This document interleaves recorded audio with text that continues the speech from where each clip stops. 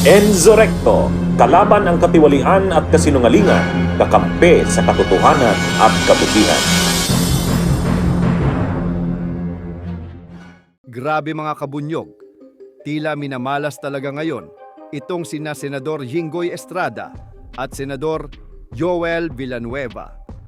Dahil lamang sa maikling pahayag at ulat ni Department of Justice Secretary Boying Rimula, naglabas ng anunsyo ang NBI na kanila nang sasampahan ng kasong kriminal itong dalawang senador.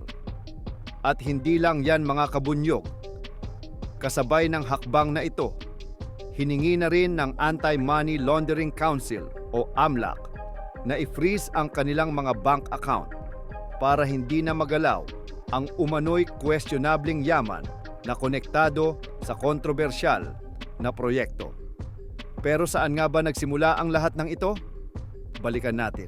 Nagsimula ang lahat sa maanghang na pahayag ni Alcantara kung saan pinangalanan niya mismo sina Estrada at Villanueva bilang kabilang umano sa mga sangkot sa tinaguriang infrascam na may kaugnayan sa mga flood control projects.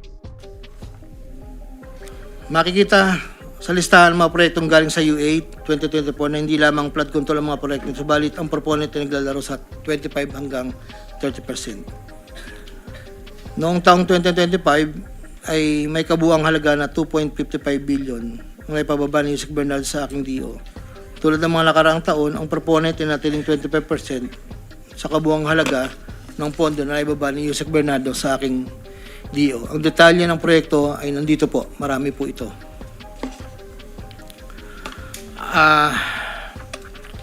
Taong 2022, yun nga po, nabanggit ko kanina, humiling si Senator Joel Villanueva ng proyektong multipurpose building, ikakalaga ng 1.5B. Sa halagang 1.5B ay 600 million lamang ang napagbigyan na pondo para sa multipurpose building. Hindi ito napagbigyan, kaya napilitan kaming gumawa ng paraan ni Yusek Bernardo. Hindi humingi ng partikular na proyekto o porsyento si Senator Joel, pero inutos ni Yusek Bernardo na bigyan na lamang ng proyekto na may katumbas na 150 million na proponent. Dahil dito, nabigyan si Senator Joel ng proyektong Unprogrammed Operations ng 2023 nagkakalaga ng 600 million na pawang mga flood control ng mga proyekto at kung saan susumahin na 25% na proponent ay may halaga na 150 million. Hindi alam ni Senator Joel na flood control ang mga proyektong nailan sa kanya dahil ang aking pagkakalam ay ayaw po ni Senator Joel ang project na flood control. Ang halagang 150 million dila ko sa rest house sa barangay Igulot, Bukay, Bulacan na iniiwan ko po sa tao niya na ang nagangalan lang pong Peng. Sinabi ko kay Peng na pakibigay na lang kay boss, tulong lamang yan para sa future na plano niya. Hindi po nila alam na doon galing yon sa flood control. Matapos po na hindi na po kami nagkausap. Sa kay Senator Jinggoy naman po, sa pagkakatanda ko, nasa 2024 budget hearing kami sa Senado. Kasama ko si Yusek Bernardo sa pagitan ng alas 9 hanggang alas 10 ng gabi. Habang kami naghihintay, tinanong ako ni Yusek Bernardo kung mayroon pa akong gustong lagyan at mayroon pang available na 355 si SJE. Ayon po kay Yusek Bernardo. Sabi ko po, boss, meron naman. Sagot ni Yusek Bernardo sa akin na ipasok ko agad sa kanyang listahan ng oras na yon. Agad-agad po akong nagpagawa ng listahan sa staff ko at sa loob ng 10 to 15 minutes, pinasa ko na po ang listahan kay Yusek Bernardo. Ito po ang listahan ng mga proyekto na banggit. Ito po ay puro pumping station po with floodgates. Ito po ay phase 3 dahil may nauna na pong phase 1, phase 2. Ito po ay 7 project. Meron pong 360 million, isang 45, isang 50, dalawang 40 million na may kabuang 355. Ang proponent po nito ay 25% at binigay ko Yusek Bernardo kasama ang may iba pang proponent na mga pondong binaba niya sa akin para sa taong 2025. Wala po akong direktang transaksyon o direktang pakipag-ugnayan kay Senator Jinggoy. Dahil dito, agad kumilos ang DOJ at masusing nag-imbestiga. At habang patuloy ang investigasyon, unti-unti namang nakakalap ng matitibay na ebidensya ang pamahalaan laban sa dalawang senador. Ang resulta, kasong kriminal mula sa NBI at pag-freeze ng kanilang mga ari-arian at account mula sa AMLAC. Kung dati ay haka-haka lamang, ngayon ay may konkretong aksyon na ang ating mga ahensya.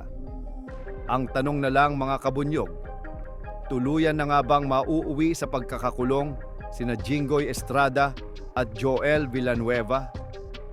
Anyway, mga kabunyog, upang mas maliwanagan tayo, panoorin na natin ang maikling pahayag ni DOJ Secretary Boying Rimula tungkol sa isyong ito. ko. So ganun kalaki na po yung lobo na kinakailangan nyo ng i-farm out? Yes, Your Honor. Actually, may ibang district po, mga 1 billion, meron pong 500, meron pong yun po. Last question na ako, Yeah, pero you have to wrap up. doon po sa mga ilan po yung estimate yung mga distritong inyong nabiyayaan, yung inyong nabigyan na tagi 1 billion, 2 billion, dahil nga bumubukol na yung sa inyo pong district office? Ang tanda ko po, meron ako sa Tarlac first, Tarlac second, Pampanga third, and Bulacan second po, na maliit lang po yung sa Bulacan second. So ibig sabihin, hindi alam ng mga doon, basta sinaksak lang, hindi alam ng mga yun. Politiko? Okay na. Hindi po, hindi po. Senator JV, Hindi okay po, na. Your Honor, hindi po. We're running out of time. Before I recognize the Senate President, Secretary Remulla, you are gone for 4 hours, Are you Yes, at sir. liberty to share with this committee kung ano yung nangyari for the past 4 hours? Thank you. So we had the NBI come over, the AMLC, and of course the NPS is housed in the DOJ compound.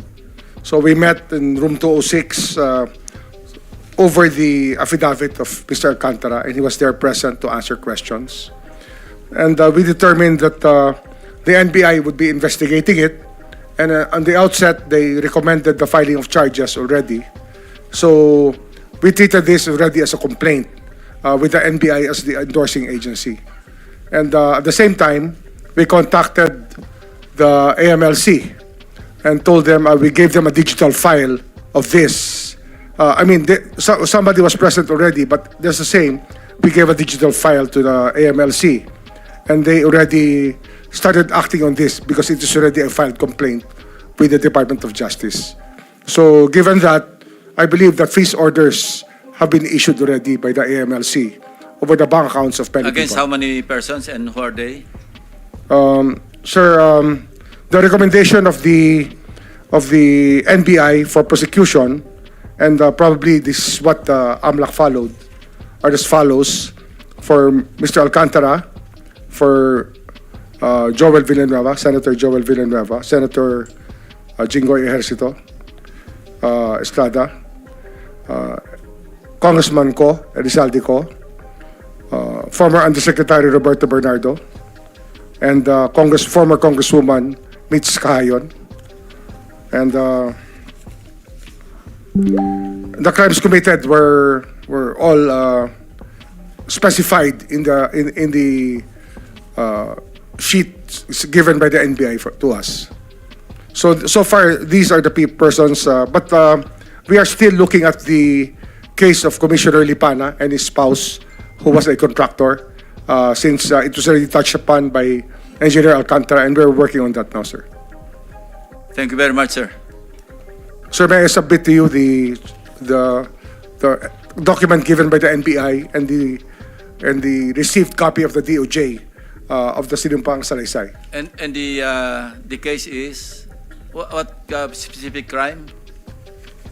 Sir, as to each one, the crimes that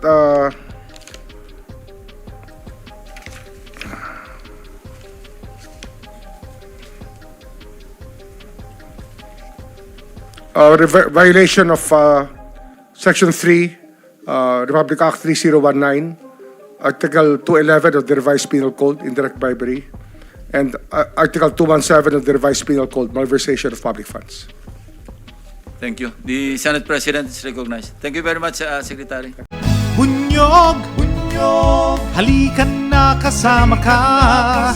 Bunyog, kapag buklod ay may pag-asa. Luzon, Visayas, Mindanao, isa ang pananaw. Sa bagong Pilipinas ang bunyog isisigaw.